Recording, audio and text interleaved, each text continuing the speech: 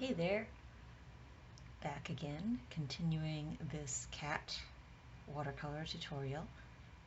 But before I go back to where we left off last week, I wanted to switch over briefly to this little time-lapse version of a similar shadowy cat. This way you can see the full process sped up a little bit to get more of an idea of how everything all fits together. Because sometimes it's hard to get a feel for the flow of it when you're seeing everything in real time. So I like to have a little bit of both the time lapse as well as the real time versions of the painting so that you can get an overall sense of this process. And you can see how when I'm doing it this fast, you could see the switching back and forth I do between dry brushing and washes constantly. So I have a combination of very controlled shading and brush strokes as well as very loose and textured washes where I let the watercolor granulating do its little bit, as you can see in particular on the back of this particular feline. So I'll get back to the cat that I was working on in real-time painting in just a second, and I hope you enjoy the rest of this video today.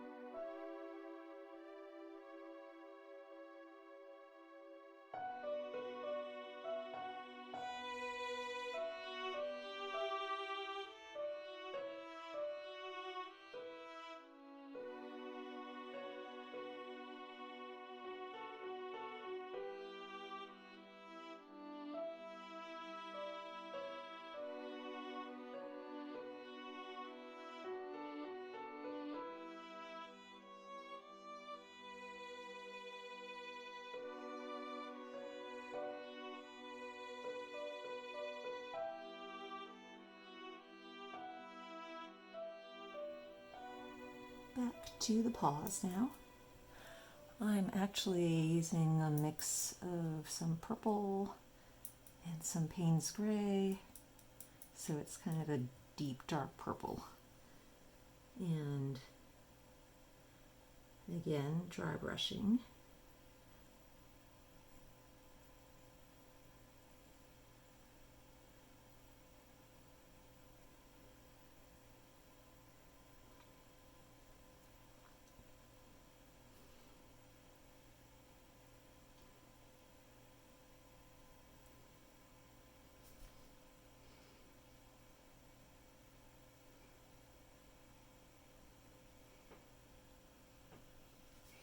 You notice I left this lighter edge along the top of the tail. I'm going to try maintaining that as I do the rest of my shading here.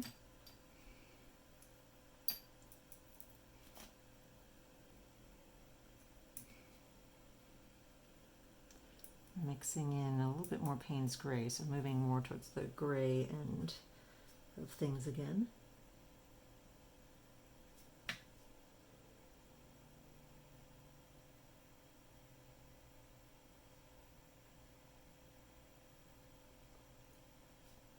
And building up this shadow along the hindquarters of the cat.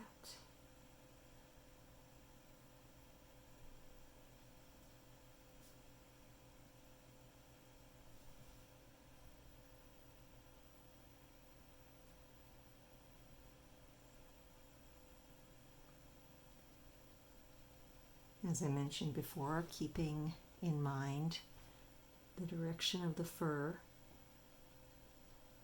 because among other things, this shading is actually also adding fur texture.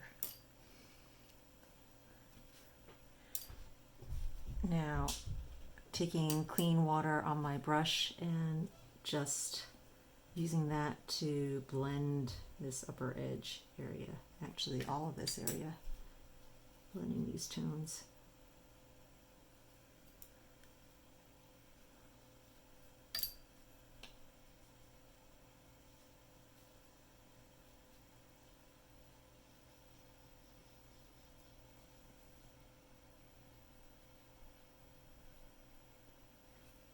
This smooths out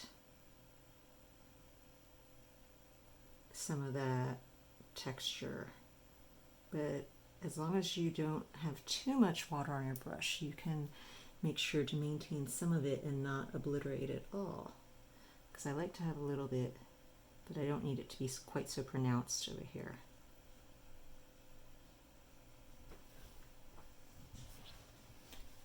And I'm going to then also shade this side of things.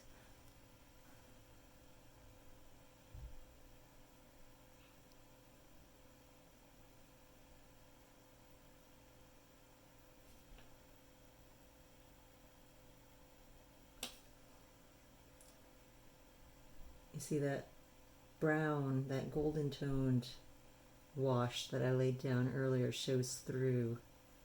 And so it adds a richness to the shading, because then you have the layered colors interacting. And that's one of the wonderful things about layering glazes with watercolors, is that you get this interaction of your various layers and complexity to the tone results.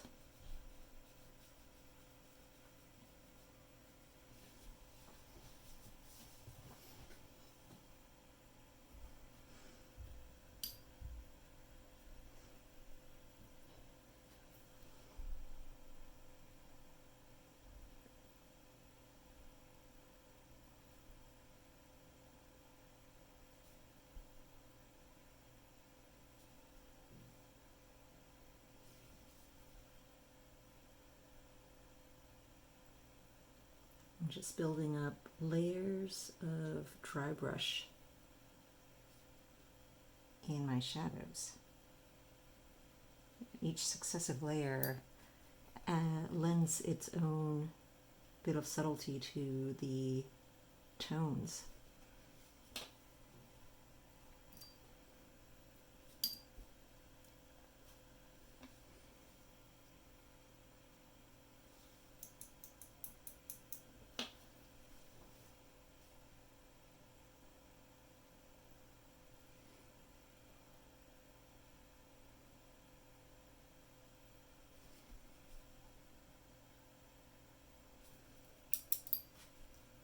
A little too much red there.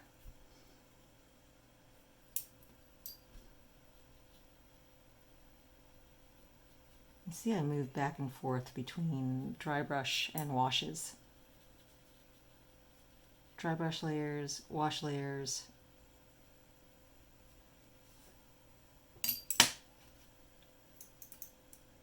And I'm not too careful about keeping my colors pure, unless I want a really shocking tone somewhere to brighten things up.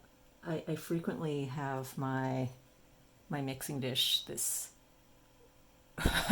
a mix of a lot of mixed colors, and I find that I can get lots of subtle neutral tones by doing that, because as the colors start to blend with each other, you get grays and you get browns, which is just not good, like I said, if you want to have bright colored tones somewhere.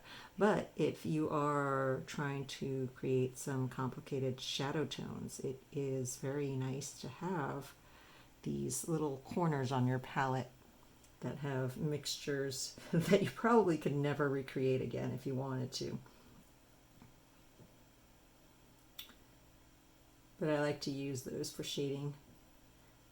The first time I started doing botanical art, and botanical art is very exact. I mean, botanical artists will frequently create these color charts where they have matched the exact tones of their subject matter, because You want to have it as close to the actual subject that you're painting as possible. And you do that by using a live specimen, and sometimes your live specimen is not going to last very long, especially if you have to cut it. So if you have it in front of you, what you do is for the first several hours of working, you are mainly and only focused on trying to match the colors. And once you have the exact color mixture tone figured out, you write it down. And you make this chart where you have all this information. Now, I go in there with my crazy color palette with colors everywhere. And I swear that the teacher, the instructor of this workshop, she took one look at my palette and she had this horrified look on her face, as if to say, how can you possibly paint anything with that? I've definitely gotten a lot better about keeping my palettes with the colors separated and not having a big mixed mess.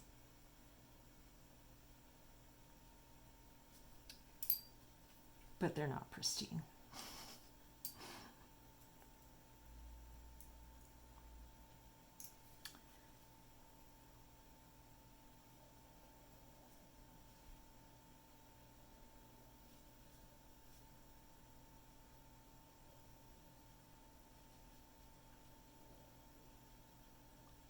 Yeah, this is, it's not a wash, it's not dry brush, it's kind of something in between, where I have liquid on my brush, but not enough for the paint to really move around.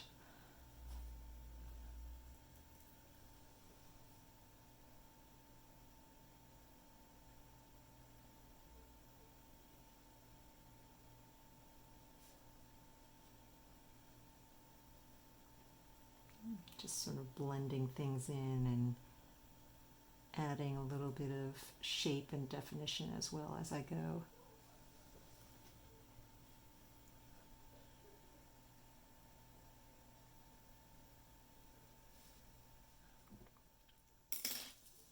Zooming into those little paws where I'm finally going to add a last little bit of sharp detail. Most things in this piece have been very fuzzy and out of focus, but I do want to add some definition for the paws.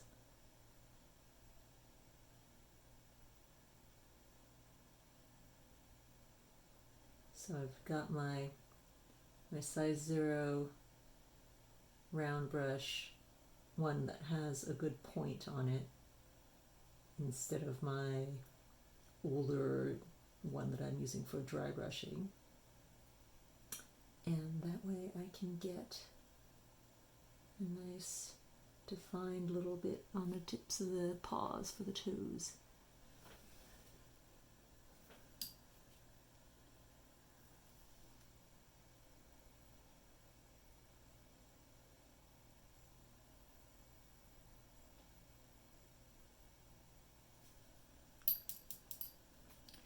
And then I'm taking the brush that I was using for dry brushing, and I'm getting water on it, just water, and I'm using it to lift the very tips of these toes a tiny little bit. Not lifting entirely, but just it helps to blend things, soften the edges, give it more of a sculpted, rounded shape.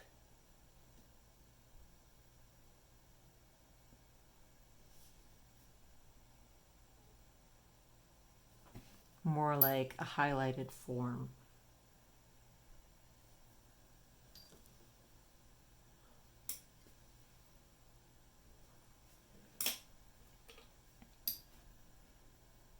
One final thing I think this needs is just a little bit of dry brush along the bottom edge of the tail giving it this sense of shadowed fur for the bottom edge.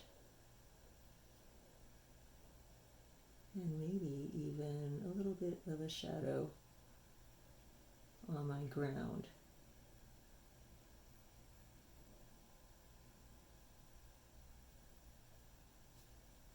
I wasn't really going to do any background, but I think it needs to be anchored to the ground at least. I want something. So I'm going to add a little bit underneath the paws as well.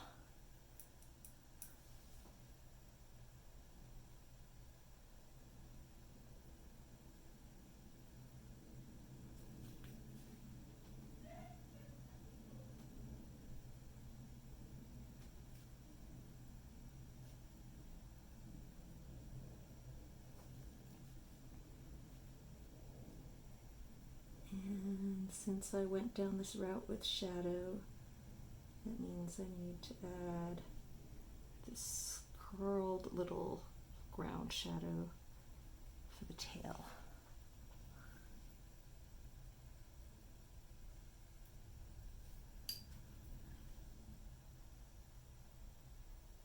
Blending things a little bit with water.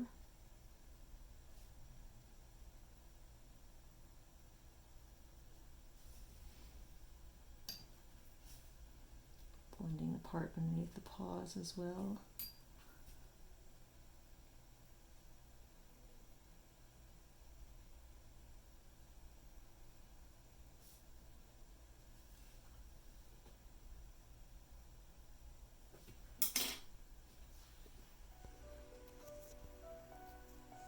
And here we go. I think he is done.